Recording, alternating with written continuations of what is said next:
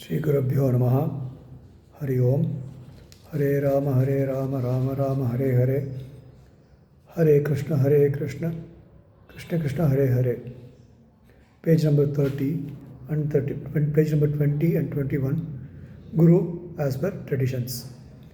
The moment I mention Advaita Acharya, you are likely to think of Adi Shankara, who came down to earth as an avatara of Parameshwara and gave detailed description of the Advaita philosophy and established the same firmly, eternally. But he is not the founder of Advaita. He was only the proponent. I said that before him, long before him, Brahma created the whole world with reference to the Vedas. Still, Vedas are not the world's original Advaita documents because Veda predate the creation of worlds.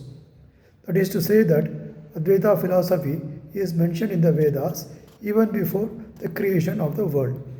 Upanishads are called the Veda Siras, that is, the head of the Vedas. They also talk of Advaita. Sri Krishna Paramatma at the end of Bhagavad Gita has talked of Advaita, though his Gita is now famous with the prefix of Bhagavat. In every Purana of every god, there have been other works with the name of Gita, such as Shiva Gita, Devi Gita, Ashtavakra Gita, and Guru Gita, to name some of them. They all have given the Advaita philosophy as the end message. The point to note is that before Adi Shankara, there have been many Advaita Acharyas.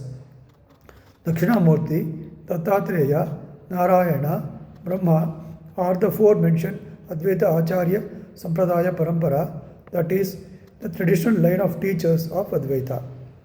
After these four deities, Vasishta, Shakti, Parasara, and Vyasa are the rishis, who are father, guru, son, sishya. Rishis should not be included in the line of human acharyas. Rishis have the superhuman capabilities of hearing, seeing, and understanding. They were receptors of divine vibrations of the Paramatma Tattva. They were also known as mantra drashtas, who could see the mantras, close to the word in English, in meaning as seers. So they are not to be considered normally as equivalent to human beings. For example, even amongst the statues installed in the temples, there is a classification. They are Swayam Vyaktam and Deivikam, Manusham, Asuram, and Arsham. When God reveals himself in some place and temple arises there, it is called Swayam Vyaktam or Swayambhu, meaning self-expressed or self-created. In Tamil, it is Tan Thonri or Tantoni. In many of the Shiva Testhalas, we find Swayambhu Lingas. Vaishnavas consider Srirangam, Tirupati, Badrinath, Sri Mushnam, Namisaranyam, Pushkaram, Saligramam, and Nanguneri as 8 Swayam Vyakyata Kshetras. The idol installed by the Devas are known as Devikam. Ambal herself made a lingam in Kanchipuram out of clayish earth. In Tiruvannamalai, Mahavishnu installed Shivalingam. In many stations, Indra is said to have installed Shiva or Vishnu for absolving him of the errors of commission. These are all Devikam. The